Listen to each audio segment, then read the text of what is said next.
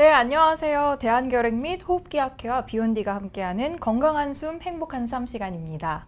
오늘 시작부터 라이브 방송에 참여해주시고 계시는 비욘디 구독자 여러분 감사합니다. 네, 그리고 또 반갑습니다. 요즘 날씨가 제법 쌀쌀해졌는데요. 겨울이라는 말이 또 성큼 다가온 것 같습니다. 이럴 때일수록 마스크도 잘 착용해 주시고 또 옷도 더욱 단단히 잘 챙겨 입으셔서 건강에 유의하셔야겠습니다. 오늘 방송은 폐조직 검사의 모든 것이라는 주제로 폐조직 검사의 A to G까지 전반적인 내용을 살펴볼 건데요. 오늘 방송 또 함께 해주실 교수님 소개해드리도록 할게요. 충남대학교 병원의 호흡기내과 박동일 교수님 함께 해주셨습니다. 교수님 안녕하세요. 네, 안녕하세요. 네, 시청자분들께 간단히 소개 부탁드릴게요. 저 충남대병원 호흡기내과 박동일입니다. 저는 주로 호흡기 시술을 시행하고 있고요. 최근에 건강검진 철이라서 많은 환자분들이 폐에서 이상한 음영이 발견됐다 하면서 걱정하시면서 많이 오십니다. 그리고 다른 교수님들 보시고 이제 그 중에서 상당수는 조직 검사를 또 의뢰를 해주시는데요. 사실은 제가 월요일부터 금요일까지 매일매일 조직 검사를 하는데 환자분들께 정작 그 자세히 설명을 못 드리는 것 같아서 제가 오늘은 저한테 시술 받는 분들에게 설명을 드리는 그런 마음가짐으로 나왔습니다. 쉽게 설명하도록 하겠습니다. 네, 요즘 또 건강검진철이잖아요, 교수님. 예. 그래서 폐조직 검사를 하시는 이제 환자분이 많이 늘으셨다고 들었거든요. 어떠신가요? 바쁘신가요? 요즘 더더욱 바쁘신가요? 예, 어떻게 더 힘든 일을 많이 하시는 분들도 많으니까 제가 힘들다고 말은 못 하겠는데 관절이 성하질 않아서 여기저기 붕대 감고 살고 있습니다. 네, 또 이렇게 바쁘신 와중에 소중한 시간 내주신 만큼 오늘 또 1시간 유익하게 보내보도록 하겠습니다. 예. 네, 그러면 설명 시작해 주시면 감사하겠습니다. 예, 제가 오늘 폐조직 검사의 모든 것 A to Z 엄청 거창하죠, 제목이. 근데 제목은 거창하지만 설명은 아주 쉽게 해보도록 하겠습니다. 네. 폐조직 검사란 폐에서 조직을 얻어서 이거를 현미경으로 관찰해서 조직 검사 진단, 병리 결과를 얻는 건데요. 흔히 확진을 한다고 하죠. 흔히 이제 폐암이 의심되는데 확실하지가 않을 때 또는 다른 어떠한 병이 의심은 되는데 확실하지가 않을 때 그럴 때 조직 검사를 해서 확진을 하게 됩니다. 그래서 폐조직 검사가 필요한 경우는 아주 다양한데요. 대표적인 경우 몇 가지를 말씀드리면은 일단 크기가 증가하는 병변. 크기가 폐에는 원인 모르는 그런 음영들도 많이 생기기 때문에 원인을 모르고 설사 치료를 하지 않고 경과 관찰하는 것도 일종의 치료가 될 수가 있습니다. 그런데 경과 관찰을 하다가 크기가 감소하면은 이거는 별거 아니었구나, 잠깐 지나간 염증이었구나, 이제 그런 식으로 저희가 안심을 하는데 그런 사진에서 예전보다 더 크기가 증가하면은 이게 뭔가 좀 문제가 있을 수 있기 때문에 폐 조직 검사를 이제 고려를 하게 되고요. 그다음 치료에 반응하지 않은 병변, 폐렴으로 치료하고도 예를 들어서 항생제 치료를 했는데 폐렴이 호전이 안 된다. 그런 경우는 이게 진짜 폐렴이 아닐 수가 있습니다. 그래서 이제 그런 항생제 치료에 호전되지 않은 병변도 조직 검사를 고려할 수 있고요. 그다음에 폐전이암의 진단. 암이 요새 너무 많잖아요. 그래서 암이 제 가족들 주변 분들부터 암으로 진단받는 분들이 꽤 많은데 사실 그런 분들을 이제 경과 관찰을 하다 보면은 예를 들어서 간암이나 대장암이나 유방암 같은 치료를 받고 병원을 다니시는 분들이 갑자기 또 폐에 무슨 병변이 결절이 생겼다 아니면 없던 게 뭐가 생겼다 하면은 이게 혹시라도 이제 간암이나 그런 원발성 암이라고 하는데 원발 부위가 있고 그러한 것들이 이제 폐로 또 전이가 됐는지 또 감별을 하는데 조직 검사를 필요하기도 합니다. 왜냐하면은 당연히 대장암이 있었는데 폐에 뭐가 생겼으면은 이거는 대장암의 폐전이구나 이렇게 생각해서 치료를 하려고 했는데 나중에 보니까 이게 대장암 전이가 아니고 폐암이 새로 또 생긴 걸 수도 있거든요. 그러면 또 환자분들에게 이제 제일 적절하지 못한 치료를 할 수가 있기 때문에 그래서 이제 최대 적절한 치료와 이제 검사를 하기 위해서 기본적으로 조직 진단을 이제 전이암의 경우도 하는 경우가 많이 있습니다. 그리고 폐암 진단에 대해서는 폐암이 사실은 종류가 좀 여러 가지가 있습니다. 그래서 선암, 편평세포암, 소세포암 이렇게 여러 개가 있는데 이런 세포 종류에 따라서 이제 치료나 향후 예후가 완전 틀려지기 때문에 그런 폐암까지는 거의 확실한데 이게 폐암 중에서 뭔지를 또 알기 위해서 조직 검사가 필요하고 또 요즘에는 치료제가 그 하루아침에 너무너무 많이 나오는 세상이 됐습니다. 10년 전만 해도 이게 폐암 치료하면은 뭐 정해진 게 있어서 첫 번째는 이거 쓰고 두 번째는 이거 쓰고 이렇게 막 정해져서 좀 간단했는데 요즘에는 이제 너무 치료제가 많이 나오다 보니까 그런 치료제 중에서는 또 유전자 검사가 필요한 것도 있고 또 많이들 아시는 그런 면역 치료제 이런 거는 또 면역 치료제 잘 듣는지 보는 그런 반응을 예측하기 위한 검사들. 왜냐하면 이런 항암 치료나 면역 치료 그런 치료들이 부작용이 없는 치료가 아니기 때문에 꼭 필요하고 잘 들을 사람한테만 가능하면 처방을 해야 되는 거잖아요. 네. 그래서 이제 그런 거를 이제 예측을 하기 위해서 조직을 얻어야만 그런 검사들을 할 수가 있기 때문에 또 그런 목적으로 조직 검사를 하게 되고 또 하나 이제 폐암을 진단 받았다고 하면은 이제 폐암이 이제 1기부터 4기까지 있는 거로 이제 흔히 알고 계신데 그 병기에 따라서 치료가 완전히 다 틀려집니다. 그래서 그런 병기를 이제 정확하게 진단하기 위해서 그런 임파선이나 그런 의심되는 부위에서 조직 검사를 하기도 합니다. 네, 여기 보시면은 뭐 이쪽에 이제 왼쪽에 아래쪽에 있는 게 이제 여기 폐렴처럼 생겼다고 이제 병원에 오셨는데 뭐 이거는 뭐 제 환자는 아니지만 제가 봐도 폐렴 같습니다. 뭐 의사라면은 누구나 이런 병변이 폐에 생겨서 오면은 바로 조직 검사 하자고 하실 분은 없을 겁니다. 아마 폐렴 치료를 먼저 하자고 할 건데 네. 이제 그거를 폐렴 치료를 한 다음에 몇 개월 뒤에 다시 촬영을 해봤더니 뭐 이런 게 사라지지가 않고 이렇게 오른쪽처럼 오히려 약간 진해진 경과를 네네. 보이고 있습니다. 이런 경우에는 이제 폐렴처럼 생긴 폐암일 수도 있기 때문에 이제 조직 검사를 이제 시행하게 되고요. 그 다음에 요 경우도 이 경우도 판독도 뭐 결핵 의심된다고 나왔고, 그 다음에 저희가 흔히 보는 뭐 결핵병변과 기관지내 결핵병변이 동반된 그런 기관지내 결핵처럼 보이는데 실제로 결핵 치료를 해봤더니 결핵균은 나오지가 않고 결핵이라고 꼭 결핵균이 나오는 건 아니라서 결핵 치료를 하고서 이제 반응을 보게 되는데 치료를 했는데도 반응이 없이 이렇게 더 하얘지는 병변이 더 넓어지는 경과를 보이게 됩니다. 이런 경우에도 조직 검사하면은 이제 폐암으로 나올 수가 있어서 이런 사라지지 않는 음영, 치료에 반응하지 않는 음영 이러한 것들도 조직 검사의 대상자가 됩니다. 폐 조직 검사의 방법은 크게 수술적인 조직 검사와 비수술적인 조직 검사로 나누는데요. 수술적인 조직 검사는 저희가 하는 게 아니고 이제 흉부외과에서 시행하는 건데 수술이기 때문에 이제 전신 마취를 해야 합니다. 전신 마취라고 하면 보통은 큰 문제가 없지만 이제 마취에 따른 여러 가지 부작용이 생길 수가 있고요. 그 다음에 장점으로는 하지만 가장 높은 정확도는 가장 높습니다. 왜냐하면은 수술로 하면은 아주 조직이 크게 나오기 때문에 그 안에 뭐 여러 가지 다른 게 섞여 있더라도 정확하게 진단을 내릴 수 있는 경우가 더 높고요. 그 다음에는 이제 병변의 치료와 진단이 동시에 가능할 가능성이 있습니다. 모든 경우에 그런 건 아니고 예를 들어서 이제 조직 검사를 해가지고 폐 일부를 절제를 했는데 그 안에 보니까 이물질이 들어있고 이물질 주변에 생긴 염증 때문에 혹처럼 보인 거다. 네네.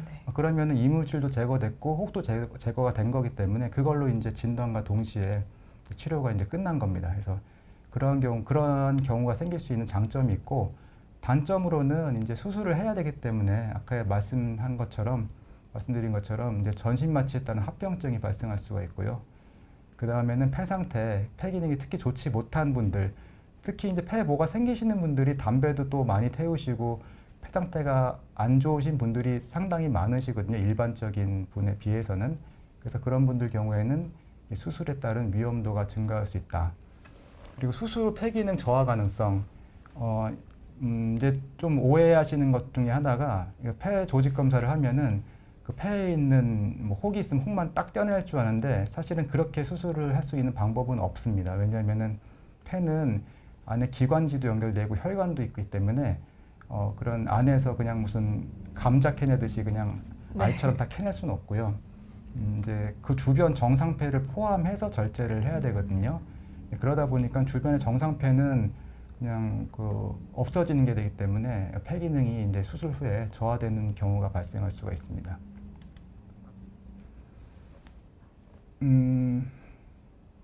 예, 네, 질문이 오셨는데, 네, 제가 질문을 그러면은 하나 받아보도록 할게요. 예, 예.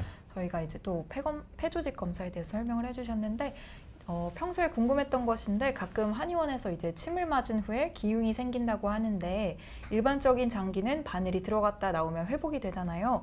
폐는 바늘에 구멍이 생기면 회복이 안 될 만큼 회복력이 약한 것인가요?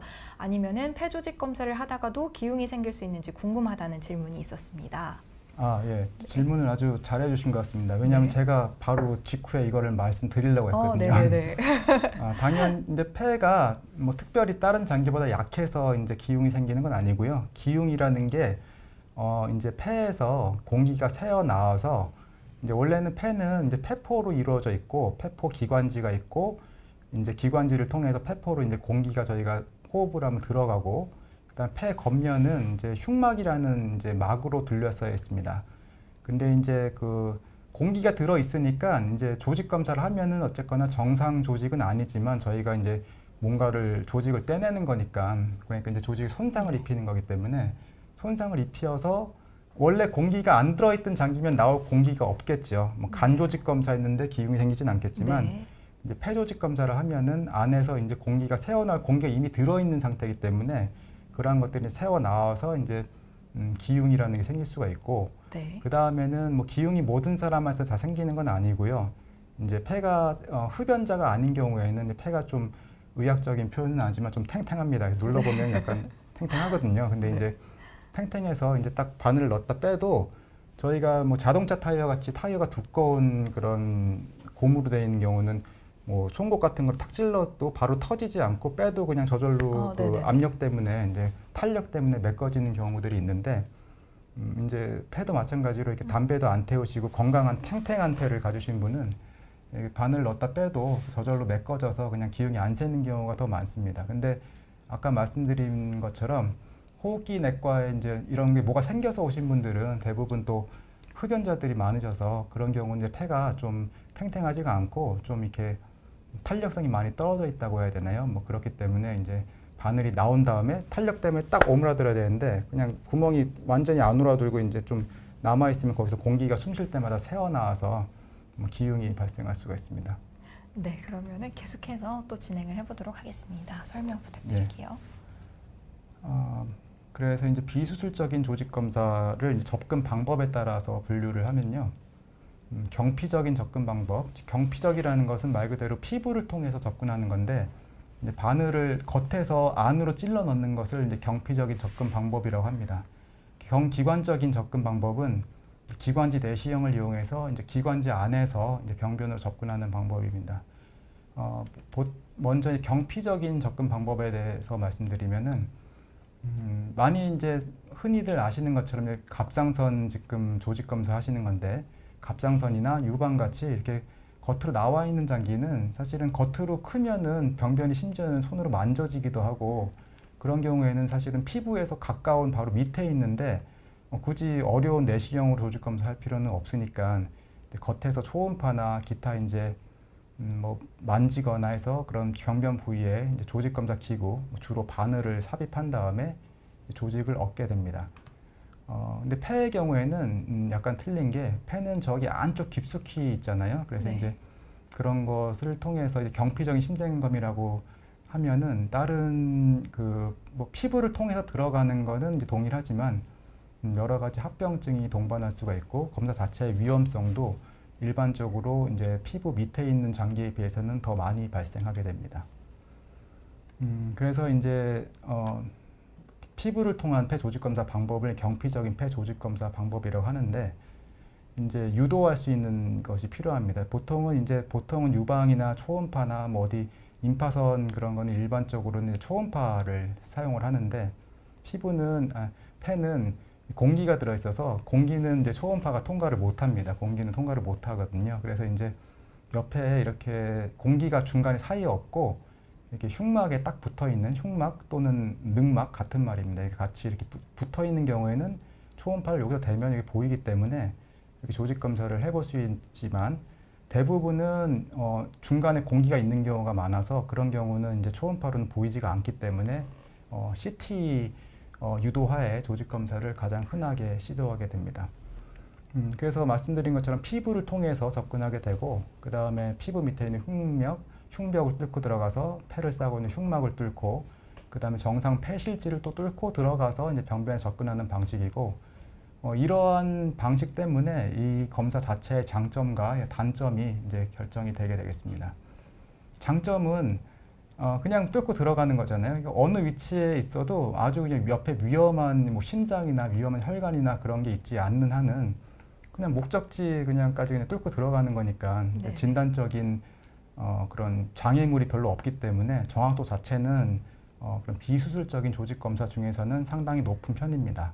하지만 단점은 그러한 장점을 만드는 그러한 검사 방식 때문에 생기는 건데 아까 질문하셨던 것처럼 기흉이 네. 가장 흔하게 발생하고 기흉 같은 경우는 이제 폐를 뚫고 들어간 아까 뺀 바늘 자리에서 공기 픽픽픽 새게 되면은 발생하게 되는데 거의 5명 중에 1명 정도는 발생하게 됩니다.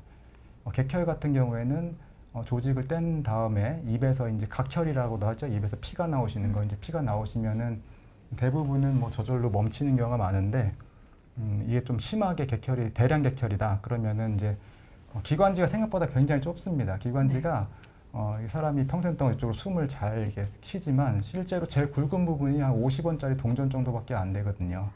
그러니까 그런데 피딱지가 꽉 막히면은 그거로 이제 호흡곤란이 발생하는 그런 위험한 상황이 발생할 수가 있어서 그런 합병증인데 또 위중한 합병증이 더 발생할 수가 있다. 그게 단점이 되겠습니다. 그래서 방금 말씀드린 것처럼 조직검사 바늘을 피부를 통해서 피부 밑에 있는 피하 조직을 뚫고 여러 가지 뼈나 뭐 혈관 같은 걸 피해서 이제 폐를 싸고 있는 흉막을 뚫게 됩니다. 그 다음에 이제 중요한 합병증 발생하는 부위가 흉막을 뚫을 때와 그리고 여기 이제 정상적인 그 폐를 이만큼 이제 뚫고 들어가야 되는 거니까 그래서 여기 안에는 혈관도 있고 기관지도 있고 여러 가지 이제 정상 구조물들이 많이 있거든요. 그러니까 그런 거를 뚫을 때 뭐 피가 나다든가 뭐 기흉이 생긴다든가 그런 합병증이 발생할 수가 있습니다.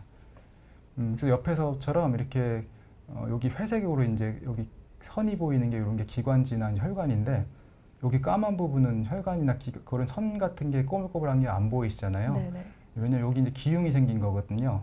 바늘을 딱 찔렀더니 그 부분에 바람이 휘휘휘 새서 정상적으로는 여기까지 폐가 쫙 차 있어야 되는데 폐가 안 차고 그 사이에 이제 공기가 찬 겁니다. 뭐 이러면은 뭐 사실은 크기가 커지면은 지금 여기 폐가 쪼그라들고 있잖아요. 이쪽 네. 폐처럼 펴져 있어야 되는데 그러니까 기흉이 커지면은 이렇게 폐가 더 많이 쪼그라들면은 이제 위험한 상황이 역시 발생할 수가 있습니다. 네. 예. 이어서 해주시면 예. 더 질문은 일단은 저희가 조금 이따가 네. 몰아서 받아보도록 할게요. 네, 알겠습니다. 그리고 이제 주로 호흡기 내과에서 시행하게 되는 이제 조직 검사는 이제 기관지 내시경을 이용한 조직 검사 방법이고 기관지를 통해서 접근한다고 해서 경기관지적 접근이라고 합니다. 다양한 기관지 내시경을 이용하게 되고 일반적인 그 위내시경은 입을 통해서 식도로 들어가는데 저희는 입을 통해서 구강을 통해서 성대를 통해서 기관지로 들어가서 이제 병변까지 접근을 하게 됩니다. 그래서 병변 위치는 이제 중심부에 있는 병변을 중심부 병변이라고 하고 이제 폐의 이제 구석에 있는 병변을 말초병변이라고 하는데 그 병변 위치에 따라서 각각 다른 조직 검사 방법 기관지 내시경을 사용하게 됩니다. 기관지 내시경의 종류는 이제 일반적인 기관지 내시경뿐만 아니라 이제 초음파 기관지 내시경, 네. 그 다음에 이제 초음파 기관지 내시경에는 또 선형 기관지 내시경, 방사형 기관지 내시경이 있는데 뒤에서 다시 한번 설명을 드리겠습니다. 그 다음에는 전자기 유도 내비게이션 기관지 내시경, 네.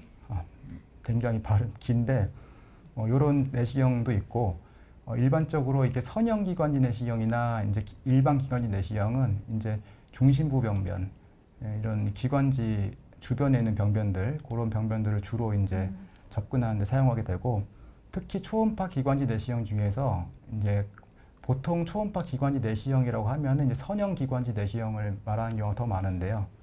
예, 그 선형이라는 게 잘 뜻이 귀에 쏙 들어오지를 않으실 텐데 이게 뭐 쉽게 말하면은 기관지 안으로 기관지 내시경 끝에 조그만 그 초음파가 달려 있습니다. 초음파 모양이 있고 길게 생겨서 선형이라고 하고 네. 그거를 기관지 벽 바깥에 있는 거는 일반 기관지 내시경으로 보이지가 않거든요. 이런 데나 기관지 벽에 붙어 있는 병변들에다가 그 선형 기관지를 기관지 초음파를 대면은 바깥에 있는 요 병변들이 보이게 됩니다. 그러면 이제 꼭 흡사 갑상선이나 유방 그 겉에서 초음파 보고 이렇게 바늘로 찌르는 것처럼 네. 아주 조그만 그거에 아니 아주 조그만 미니 버전이긴 하지만 그냥 그런 거를 기관지에서 똑같은 기관지 내시경 끝에 달린 초음파로 보면서 기관지 내시경으로 침을 넣어서 이렇게 콕콕콕 찔러서 조직을 얻는 그런 검사를 하게 되겠습니다. 그 다음에 이제 방사선 초음파나 전자기 유도 내비게이션 기관지 내시경은 주로 이렇게 끄트머리에 있는 데를 이제 폐에 이제 말초라고 하는데 이런 말초 병변들은 아까 말씀드린 선형 기관지 내시경으로는 굵어서 들어갈 수가 없습니다. 그래서 기관지 내시경이 굵어서 저렇게 가는 데까지 들어갈 수가 없어서 저런 것들은 추후 뒤에 말씀드릴 이제 방사형 기관지 내시경이나 아니면 내비게이션 기관지 내시경을 이용하게 되겠습니다. 그래서 일반 기관지 내시경은 직접 눈으로 보는 데까지 이제 보고선 주로 이제 조직 검사를 하게 되고 중심부 병변 이제 기관지로 처음에 들어가면은 이제 제일 처음에 보게 되는 게 저희가 이제 이게 왼쪽, 오른쪽 이렇게 기관지 큰 주기관지가 나타납니다. 그래서 이쪽으로 하면 오른쪽이고요, 왼쪽인데요. 이렇게 왼쪽, 오른쪽 들어가서 보이는 데까지 들어가서 직접 관찰되는 데가 있어서 이제 조직 검사하는 게 이제 일반 기관지 내시경을 이용한 조직 검사 방법이고요. 보시면은 들어갔더니 이렇게 뭐가 그냥 보셔도 이상한 게 하나 튀어나와 있잖아요. 이렇게 뭔가 이제 주변은 이렇게 이쪽 보시면 조그마한 기관지가 뒤에 보이는데 이렇게 매끈매끈하고 구멍이 까맣게 뚫려 있는 게 정상 기관지와 이제 기도 모양인데 뭐가 울퉁불퉁한 게 솟아 올라와 있다. 네. 이거는 이제 뭐 폐암일 수도 있고 다른 이제 나쁜 병변일 수가 있기 때문에 이런 거가 있으면은 이렇게 조직 검사 기구를 넣어서 이렇게 포셉이라고 이제 이렇게 벌어지는 끝에가 이제 벌어지는 기구가 있는데 이거를 콕 집어서 이렇게 탁 떼면은 그런 조직을 얻을 수가 있습니다. 또는 아까 말씀드린 것처럼 이렇게 보이지는 않는데 뒤에 여기 기관지가 까맣게 보이는데 바로 저 뒤에 있는 것 같다. CT를 열심히 보니까 CT장에서 여기서 멀리 떨어져 있으면 접근이 안 되지만 여기서 보이진 않지만 저기 바로 뒤에 있는 것 같다. 그런 경우에는 보이지는 않지만 이렇게 그 요 구멍으로 해당되는 구멍으로 기관지로 조직 검사 기구를 넣어서 이제 조직 검사를 시도해 볼 수도 있습니다. 저희 또 보고 계시는 시청자분께서 예. 아까 보여주신 그 기관지 모습이 콧구멍 같다고 예. 댓글을 또 남겨주셨어요. 예, 그 기관지가 굉장히 사람마다 모양 차이가 심해가지고요. 아 진짜요? 예, 어느 분들은 벌집처럼 생긴 부분도 있고, 뭐 콧구멍처럼 생기는 부분도 있고, 뭐 콧구멍 생긴처럼 부분만 찾으면은 뭐 콧구멍 같이 생긴 부분 아무나 다 찾을 수 있습니다. 또 대표적인 저는 그 모형 그대로 있는 줄 알았는데 또 다르다고 말씀해 주시니까. 예, 뭐 굵은 가지는 이제 거의 유사한데요. 이제 가는 가지는 사람마다 굉장히 좀 차이가 있습니다. 그래서 그런 것들은 이제 개인마다 이제 CT 영상을 보면서 이제 참고해서 이제 시술을 시행해야 합니다. 네, 알겠습니다. 네, 그럼 다음은 선형 초음파에 대해서 설명해 주시면 주실 건가요? 네. 저희 지금 또 78분이 보고 계시거든요. 봐주시고 계시거든요. 이어서 또 설명 진행해 보도록 하겠습니다. 그래서 선형 초음파는 아까 말씀드린 것처럼 이제 기관지 바깥에 있는 병변을 여기 초음파로 확인한 다음에 이렇게 바늘로 콕콕콕 찔러서 조직을 얻는 것을 주로 하게 되는데요.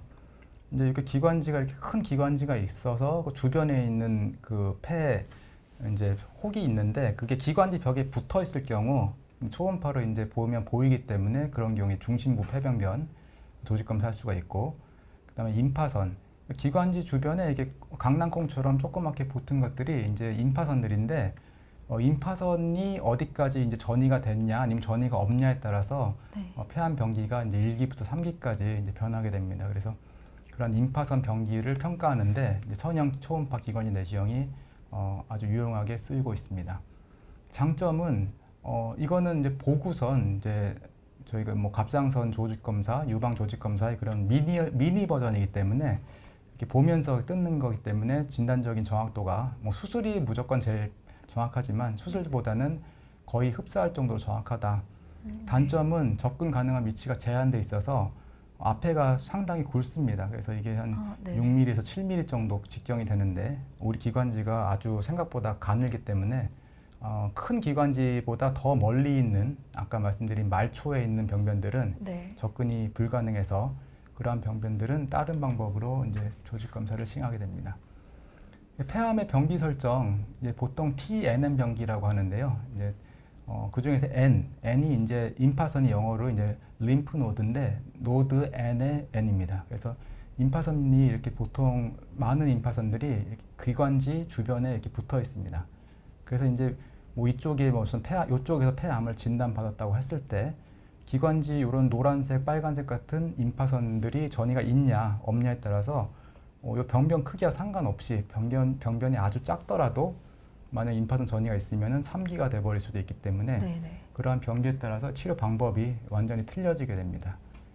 그래서 이제 그런 병기를 정확하게 설정하는 것이 정확한 치료에 중요하기 때문에 그러한 폐암의 병기 설정에도 선형 기관지, 초음파 기관지 내시경을 이용하고 있습니다. 자, 이거 어떻게 보시나요? 예, 이상하게 생긴 나무 같죠? 네, 거꾸로 놓고 보니까 또. 네, 그래서 이게 저희가 기관지를 기관지 나무. 브론키얼 트리라고 합니다. 그래서 이제 기관지, 좀 직역하면 기관지 나무인데 꼭 나무처럼 생겨서 굵은 가지가 있고 끝으로 갈수록 점점 가지가 가늘어집니다. 그래서 가늘어지는 가지를 어떻게 찾아서 말초까지 들어가서 말초에 있는 폐병변을 조직 검사할지가 이제 고민거리가 되겠습니다. 그래서 그런 말초로 이제 들어갈 수 있는 이제 폐 조직 검사 방법에는 이제 방사형 초음파 기관지 내시경과 뒤에서 말씀드릴 전자기 내비게이션 기관지 내시경이 있는데 방사형 초음파 기관지 내시경부터 먼저 말씀드리면 기관지가 연결되어 있는 기관지가 일단 연결이 돼 있어야 됩니다. 왜냐하면 기관지를 통해서 들어가는 거기 때문에 기관지가 연결이 없는 데는 들어가서도 조직을 떼기가 좀 힘듭니다. 근데 다행히 기관지가 우리 몸에 아주 촘촘하게 배열이 되어 있기 때문에 또 기관지가 대부분은 연결이 되어 있는 경우가 많지만 기관지가 또 완전히 중심부로 연결되냐 아니면 약간 가상사리로 연결되냐 그런 거에 따라서도 이제 조직 검사의 난이도나 그런 정확도가 좀 틀려지게 됩니다. 그래서 기본적으로 이렇게 빨간색 이렇게 말초에 있는 폐에 이제 가상사리에 있는 병변들을 조직 검사하는데 이용하게 되고요. 그 다음에는 CT 영상이나 CT 영상으로 만든 3차원 그런 영상을 바탕으로 이 병변이 요 기관지 이쪽으로 가서 이쪽으로 가서 이쪽으로 가서 이쪽으로 가서 이쪽으로 가서는 저쪽에 있겠구나 해서 그거를 비유하자면은 지도를 그린 다음에 지도를 열심히 보고 들어가서 그 병변까지 찾아가게 됩니다. 장점으로는 합병증 발생이 아까 합병증 발생이 가장 많은 비수술적인 조직 검사 방법은 경피적인 폐 조직 검사 방법이고요. 물론 경피적인 폐 조직 검사 방법의 특성상 뭐 장애물 그냥 다 뚫고 들어가는 거니까 그러니까 이제 정확도는 비교적 높지만 합병증이 높기 때문에 그런 것을 피하기 위해서 이제 그런 다른 합병증이 발생이 적은 이제 장점이 있습니다. 저희가 치료를 위해서는 어느 정도 이제 부작용이나 그런 거를 이제 감수를 하고 치료를 하는 게 맞지만 사실은 진단 목적으로 검사하다가 부작용 생기면은 좀 안타깝거든요. 의사로서도 그렇고 환자분들도 같은 심정일 텐데. 그래서 진단은 뭐 정확한 것도 중요하지만 더 안전한 거부터 검사를 하고 그거로 진단이 되면은 그거로 진단이 되는 거고 진단이 되지 않으면은 뭐 그 다음에 좀 더 침습적인 예를 들어서 기관지를 했는데 조직이 안 나왔다, 진단이 안 됐다 그러면은 이제 또 다른 이제 뭐 경피적인 폐생검이라든가 그래도 안 나왔다. 그러면 뭐 수술적인 조직 검사 이렇게 순서대로 진행을 보통은 하게 됩니다. 그리고 또 다른 장점으로는 합병증 발생이 적다는 거 외에 또 실시간으로 초음파의 특성상 실시간으로 병변을 확인하면서 뜯을 수 있어서 그런 장점이 있고 단점으로는 아까 앞에서 말씀드린 것처럼 기관지 연결 상태나 또는 시술자의 그런 경험이라든가 뭐 여러 가지 조건에 따라서 경피적인 폐 조직 생검은 사실은 별로 차이가 안 납니다. 그냥 뚫고 들어가는 거기 때문에. 하지만 이렇게 기관지 내시경으로 들어가는 검사들은 여러 가지 조건에 따라서 이제 그 검사 정확도가 좀 차이가 날 수 있는 그런 검사의 특성이자 이제 단점이 있을 수가 있습니다. 예. 그래서 뭐 방사형 기관지 내시경에 대해서 검사 방법에 대해서 이제 설명을 드리면은 특정 업체에 이렇게 로고가 있어서 죄송한데 적당한 이미지가 찾을 수가 없어요. 다들 저작권이 걸려 있어가지고 그래서 이제 이거 지우면은 회사에서 뭘 하기 때문에 그리고 어차피 뭐 저희가 이제 뭐 국산 쓰고 그럼 좋지만 다른 옵션이 없습니다. 네, 사실은 만든 사용을 회사가 하기 때문에. 뭐 정해져 있어서 다른 옵션이 없기 때문에 뭐 이렇게 상표가 나와 있는 점 양해해 주십시오. 자, 그래서 기관지를 통해서 최대한 접근 가능한 범위까지 기관지 내시경을 접근을 시킵니다. 네. 그 다음에 기관지 안에 이제 구멍이 작업 채널이라는 기관지 안에 이제 조직 검사 기구 같은 걸 넣을 수 있는 구멍이 기관지 끝 부분에서 이제 기관지에 이제 시술자의 손까지 연결이 되어 있는데 거기서 이제 그 빨대 같은 대롱과 그 빨대 같은 대롱 안에 있는 그 초음파를 그 대롱 안에 이제 초음파를 넣어서 그거를 병변까지 쭉 집어넣습니다. 그러면 이렇게 초음파 영상이 보이거든요. 이 영상은 이제 정상적인 폐실길 지나갈 때는 이렇게 보이고요. 요거를 이제 아까 말씀드린 것처럼 CT도 보고 여러 가지 지도를 참고를 해서 이렇게 폐 병변까지 이렇게 쏙 집어넣으면은 그러면 이렇게 폐 병변이 이렇게 초음파상에서 보이게 됩니다. 예, 그 다음에는 이제 정확한 아까 말씀드린 것처럼 이제 빨대 같은 거 대롱 안에다가 초음파를 넣어서 확인을 했기 때문에 그 다음에는 대롱만 남겨놓고 안에 있는 초음파를 빼고 여기가 대롱입니다. 근데 정식 명칭으로는 가이드 시스라고 하는데 가이드 시스 안에 초음파를 넣어서 위치를 찾은 다음에 그 다음에 가이드 시스 안은 비어있기 때문에 그 안에서 초음파를 제거를 하고 위치가 제거를 해도 여기 그냥 위치가 남아 있으니까 네. 그 안으로 이제 여러 가지 조직 검사 기구를 넣어서 이제 조직을 얻게 되겠습니다. 정말 설명해 주신 대로 지도를 네. 따라서 찾아가는 듯한 과정이네요. 예, 그래서 뭐 이런 앞에서 지금 방금 말씀드린 방사형 이제 초음파 기관지 내시경은 비유하자면 이제 지도를 보고 이제 들어가는 말초의 병변을 찾아 들어가는 이제 검사라고 할 수가 있겠고 네. 지금부터 말씀드릴 전자기도 내비게이션 기관지 내시경은 비유하자면은 이제 자동차 내비게이션에 비유할 수가 있겠습니다. 그래서 마찬가지로 검사 자체의 목적이나 이제 위치는 비슷하기 때문에 마찬가지로 기관지로 이제 접근을 하기 때문에 기관지가 기본적으로 연결이 돼 있는 병변들이 이제 더 잘 나오게 되고 기관지 연결 상태에 따라서 정확도가 차이가 나는 것도 동일합니다. 그래서 장점으로는 이제 길 잘 모를 때 저희가 내비게이션 잘 쓰잖아요. 내비게이션 쓰시나요? 집 근처 혹시 10분 거리 갈 때? 저는 씁니다. 저는 살짝 길치여가지고 네. 가까운 거리를 가도 꼭 내비게이션을 켜고 가는 습관이 있어요. 예, 내비게이션 쓰다 보니까 좀 중독이 되는 것 같은데 맞아요. 요즘에는 아는 길도 내비게이션을 키우고 가게 되잖아요. 네, 약간 그 전자기기에 의존을 해서 운전하게 네. 되는 것 같아요. 예, 예전에는 면허 처음 땄을 때만 해도 내비게이션 없어도 지도 보고선 거제도도 가고 잘만 찾아갔는데 요즘에는 내비게이션 없으면은 저기 집 앞에 있는 그 할인마트도 가기가 왠지 좀 맞아요. 껄끄러워서 내비게이션을 키우고 가는 것 같습니다.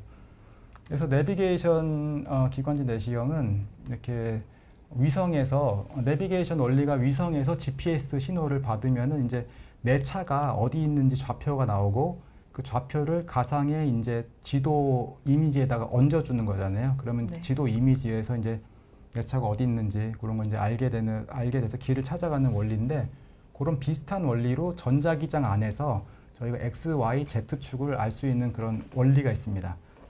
이제 엔지니어들이 있답니다. 하여튼 그거를 이용해서 그 X, Y, Z축을 우리 몸에 있는 CT 영상, 가상 CT 영상, 3D 영상 안에 표시를 해주면은 그 영상을 보면 내가 지금 여기쯤 있구나 해서 알 수가 있거든요. 그래서 네. 이제 흡사 대전에서 이렇게 서울 갈 때 내비게이션이 필요한 것처럼 그런 모르는 길들을 좀 찾아가는데 도움을 줄 수 있는 검사가 이제 전자기장 전자기, 유도, 내비게이션, 기관지 내시경이 되겠습니다. 장점으로는 내비게이션이 있으니까 없는 것보다는 난 경우들이 있습니다. 그래서 이제 도움을 줄 수 있다.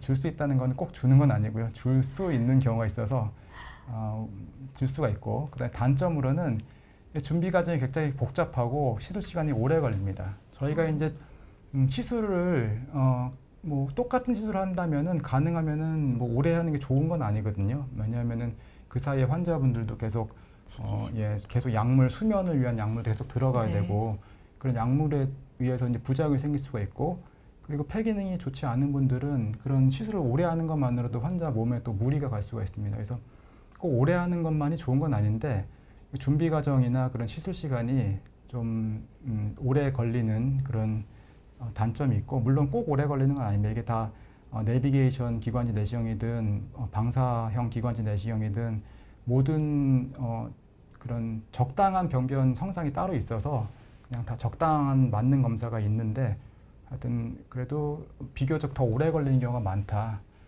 그리고 자동차 내비게이션처럼 정확하진 않다. 네. 요즘에는 내비게이션 많이 정확해져 가지고 이제 거의 정확하지만, 예전에는 보면은 어디 멀리 가고 있는데 고속도로인데 보니까 내 차는 지금 강 위를 떠가고 있어요. 보니까 그렇다고 해가지고 내 차가 실제로 강 위에 있는 건 아니잖아요. 이제 도로에 있는데 강 위에 떠가는 것처럼 이게 정확하게 매치가 안 되는 거죠. 이제 그런 단점들이 있었는데 최근엔 많이 이제 그런 경우 거의 없지만, 네. 아직까지 내비게이션이 그렇게까지 정확하진 않아서 이렇게 좀 강에 떠 있어도 나는 강에 떠 있지만 난 도로에 있다. 그런 식으로 이렇게 좀 참고는 해서 검사를 하지만, 아주 그냥 언젠가는 더 정확하게지겠죠. 지금 자동차 내비게이션처럼. 하지만 현재까지는 그런 기술적인 한계가 있고, 도움이 되시는 분도 있고 안 되시는 분도 있다. 그게 이제 한계가 되겠습니다. 네. 예, 네, 이상입니다. 그러면 설명은 여기까지 또 마무리를 해보도록 하겠습니다. 저희 그러면은 질문을 받아보도록 할게요. 저희 이송림님께서 마른 기침이 나오고 가래가 항상 있어요. 누가 좋다는 약은 다 먹어도 소용이 없었는데 어떤 검사를 해야 할까요? 하고, 혹시 뭐 폐조직 검사가 해당되시는지 또 설명을 해드릴 수 있을 것 같아요. 예, 사실은 기침이라는 거는 기침을 할 수 있는 원인이 엄청 많습니다. 사실은 호흡기내과를 찾아오는 이제 친한 분 중에서 새로 오시는 환자분들 중에서 가장 흔한 증상 중에 하나가 기침인데, 그냥 뭐 사실은 폐에 문제가 있어서 오시는 기침보다는 다른 데 문제가 있어서 오시는 기침이 더 많습니다. 왜냐하면 기침을 일으키는 그런 자극을 받으면은 기침을 일으키는 그런 수용체라는 게 있는데, 그게 이제 우리의 폐 안에만 있는 게 아니고 기관지 안에만 있는 게 아니고 입안에도 있고 입안 뒷부분에 인두라는 데도 있고 코 속에도 있고 심지어 식도랑 위에도 있거든요. 그러니까 위식도 역류 질환이라든가 뭐 코 비염이라든가 축농증 이런 것들, 알레르기 질환이나 그런 게 있으면은 기침이 오래 가는 경우가 많고요. 그래서 흡연자나 그런 뭔가 폐암이 생길 만한 위험 요인이 없는 경우에는 사실은 마른 기침은 물론 뭐 보시는 선생님이 보고선 검사를 해봐야 되겠지만, 호흡기 원인이 아닌 경우가 사실은 비율상으로는 더 많습니다. 근데 이제 뭐 경우 수를 따지자면 한두 끝도 없죠. 이제 마른 기침이 나오는데 오니까 조직 검사가 필요한 폐병변이 있을 수도 있습니다. 예를 들어서 폐암 같은 경우는 초기에는 거의 증상이 없지만 조금 커지게 되면은, 아니면 초기라도 예민하신 분들은 마른 기침이 나시는 분들이 있을 수가 있고요. 그 다음에는 간질성 폐질환, 저번에 그 교수님께서 강의해 주신 간질성 폐질환 같은 경우에도 마른 기침이 대표적인 이제 증상이기 때문에, 뭐 그런 경우에도 간질성 폐질환은 폐 조직 검사가 필요할 수가 있습니다.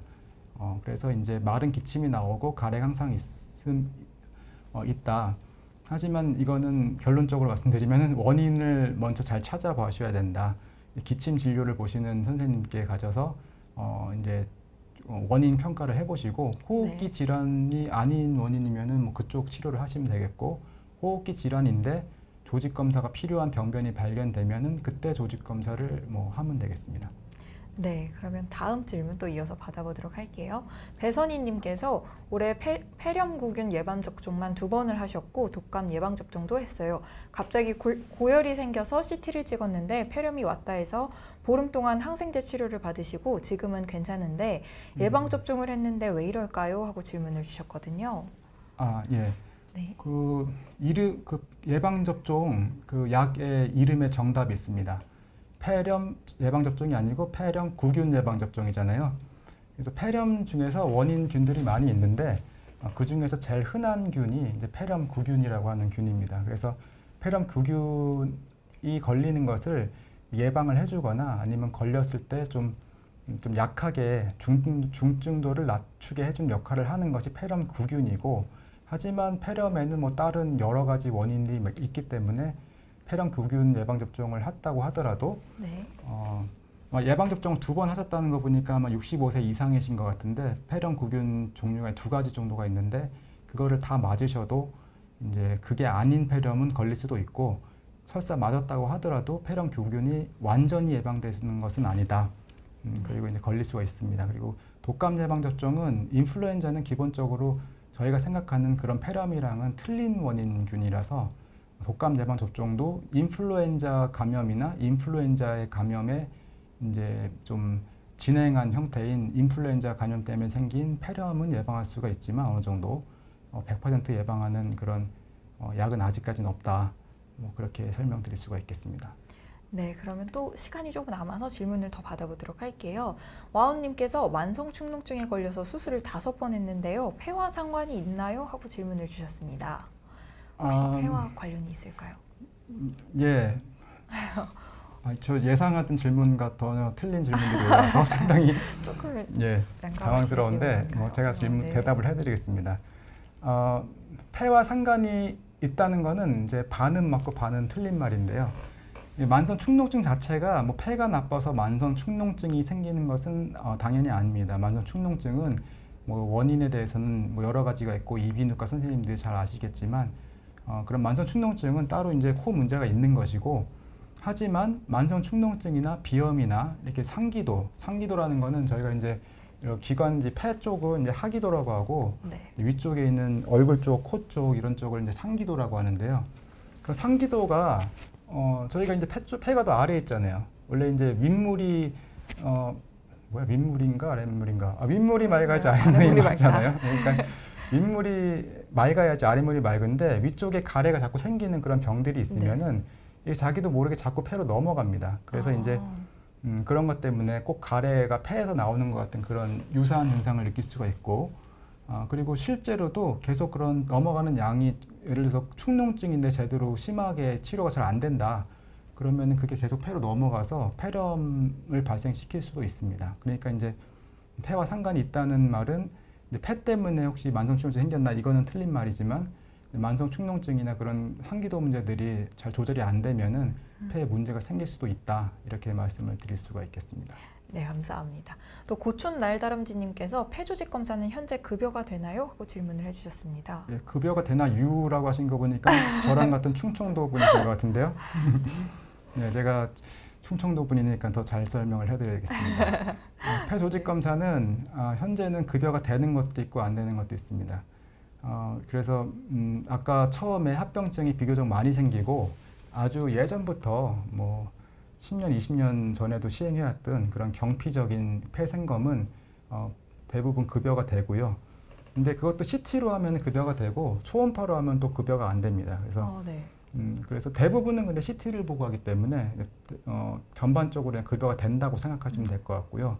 그 다음에는 내비게이션 기관지 내시경 같은 경우에는 현재 일부 급여가 되었고, 그 다음에 초음파 기관지 내시경은 아직까지 급여가 되지 않아서 이제 비용이 뭐 병원마다 약간 틀린데요. 뭐 150만 원에서 뭐 많게는 뭐 250만 원 이렇게 사이 정도 시술비가 이제 발생할 수가 있겠습니다. 언젠가는 되겠죠. 네. 또 신인섭님께서 저는 60세 여자입니다. 1분 이상 빨리 뛰거나 무거운 물건을 들면 가슴이 갈라지듯이 아픕니다. 심장조영술에서는 정상으로 나왔어요. 폐 검사를 해야 하는지 혹시 의견 부탁드립니다. 하고 질문을 주셨습니다. 예, 근데 폐 조직 검사는 이제 그 CT를 찍어서 아니면 엑스레이를 찍어서 뭔가 음영이 비정상적인 이제 약물로 치료가 안 되거나 그런 음영을 원인을 밝히기 위해서 하는 거라서 그런 음영이 없으면은 뭐 폐 조직 검사를 해서 무슨 기침의 원인이 나온다거나 그런 뭐 호흡곤란의 원인이 나오는 건 아니고요.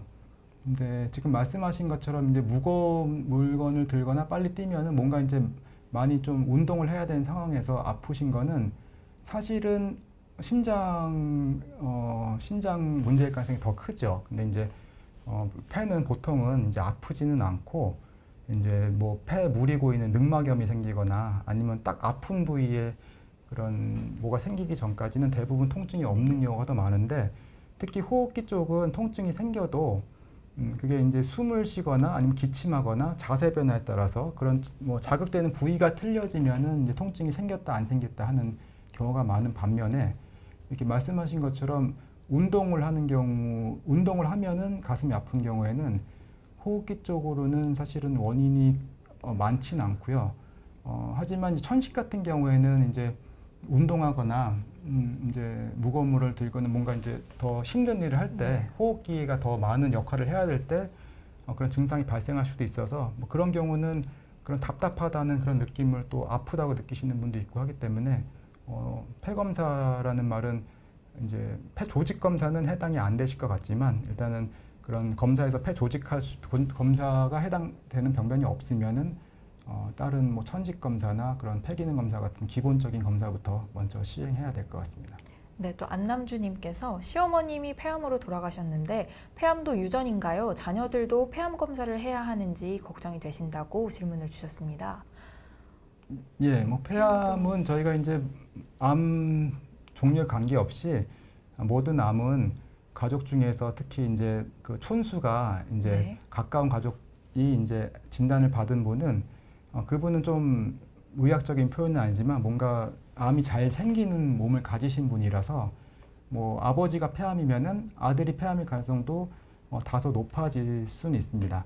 하지만 이게 무슨 아주 유전적으로 아주 밀접한 관련이 있는 건 아니라서 기본적으로는 약간 증가할 수는 있지만 본인이 담배를 피우지 않으시면은 이제 큰 그 위험성이 아주 크진 않다. 아버님은 아마 담배를 태우시지 않으셨을까 싶어요.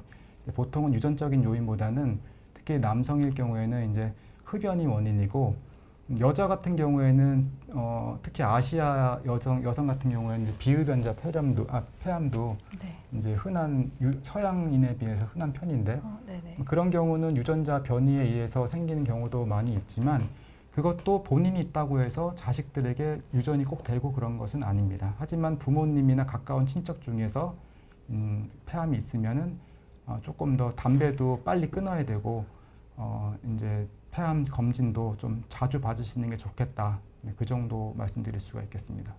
네, 그럼 마지막 질문 저희 받아볼게요. 남용욱님께서 기관지 내시경은 의사의 숙련도가 어느 정도 필요한가요? 하고 질문을 주셨습니다.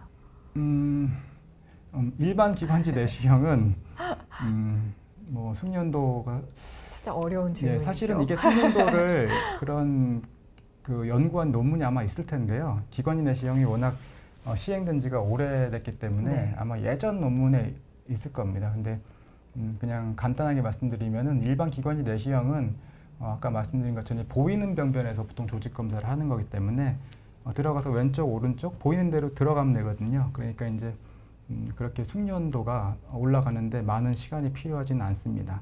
다만 이제 말초 병변을 찾아가거나 아니면 초음파 기관지 내시경 같은 경우에는 숙련도가 좀 필요하죠. 근데 그게 사람마다 좀 개인적으로 차이가 있습니다.